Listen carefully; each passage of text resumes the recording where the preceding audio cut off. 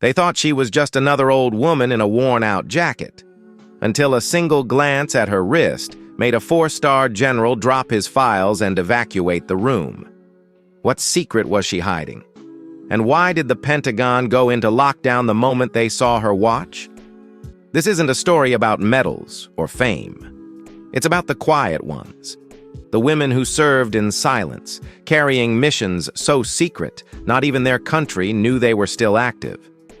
If you believe stories like this deserve to be told, subscribe and turn on notifications. Your support helps us honor women who served America in ways history books never recorded. She didn't look like much, just an older woman walking slowly through Pentagon security, wearing a faded jacket and quiet eyes. Nobody noticed her. Nobody asked questions. She clipped on her visitor badge, just like 1,000 others that day. But when General Hargrove passed her in the hallway, he froze. His eyes locked on her wrist. An old Hamilton khaki field watch, military issue, its serial number barely visible through the worn leather strap. It was that watch, from a unit that officially never existed, a unit he had personally declared dead. In 1989. Within seconds, he ordered the corridor cleared. No questions, no explanations, just one barked command. Everyone out. Now. That woman? Her name was Lieutenant Commander Meredith Voss. She wasn't supposed to exist anymore. 36 years ago, Meredith was deployed under the khaki protocol, a Cold War failsafe buried so deep in secrecy, most Pentagon officers today don't even know it happened. Her mission: infiltrate Soviet territory, go dark, stay in place. If nuclear war broke out, she and her team were to sabotage Russia's ability to launch a second strike. They were the last line, the ghosts in the system. Only the war never came, and the U.S. believed her entire unit died in an explosion in Prague. They even held a memorial at Arlington, but Meredith was still out there, watching, waiting, no backup, no contact, no home, just that watch on her wrist and the mission she never stopped carrying. And now she was back. Because something had changed. She'd intercepted chatter about a new Pentagon directive called Crimson Egis, a modernization plan to decommission Cold War-era listening stations.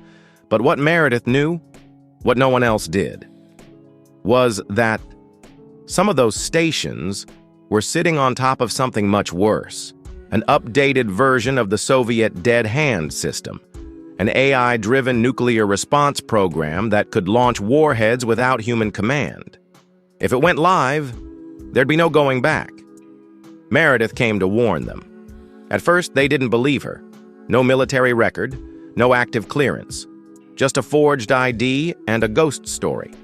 But then she showed them the intel, coordinates, heat maps, satellite intercepts. She had been gathering it for decades, using dead drops and classified ads to stay in contact with the last surviving khaki agents. And when she laid that data on the table, maps glowing red with heat signatures from deep underground bunkers, no one doubted her anymore. By nightfall, the Joint Chiefs were in emergency session. The president was briefed. Meredith Voss stood at the head of the war room, pointing at screens like she'd never left. She told them, "They're building something, and they're almost done." She didn't ask for anything in return. No rank, no retirement. Just one thing: let her finish what she started. The next morning, Arlington National Cemetery was quiet. Meredith stood before a stone marker bearing her name. She was supposed to be buried under it, but she had one more mission to complete. General Hargrove handed her a new watch. Same model, fresh leather. Her old one? It now sits in a glass case below the memorial stone, ticking away behind the words, "To those who served without recognition. To those who watched while others slept." Hours later, halfway across the world, a woman with quiet eyes and steady hands walked through a snowy checkpoint. Her ID said she was a maintenance worker, but on her wrist was that watch, and her mission wasn't over yet. Back in 1986, when she first accepted the khaki protocol, Meredith had no illusions about the cost.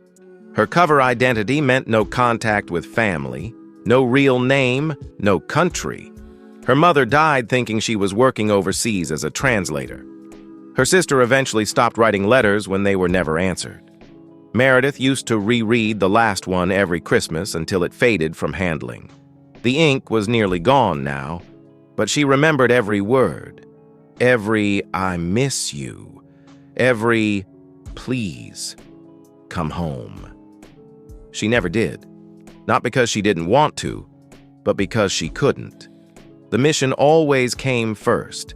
And yet, there were nights in Minsk or Kazan, huddled in safe houses or sneaking through frozen alleys, when she doubted. Not the mission, but whether anyone back home even remembered she existed. Whether it would have made a difference if she just stopped. But then she'd hear something. A coded phrase on a shortwave frequency. A symbol scratched into a train station wall, and she knew someone else was still out there, still watching, still holding the line. That's what kept her going.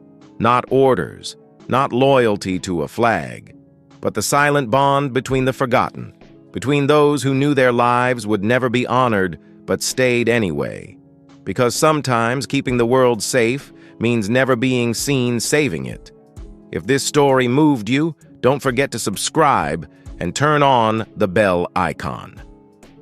Every click helps us share these untold legacies and honors the brave women who gave everything and asked for nothing.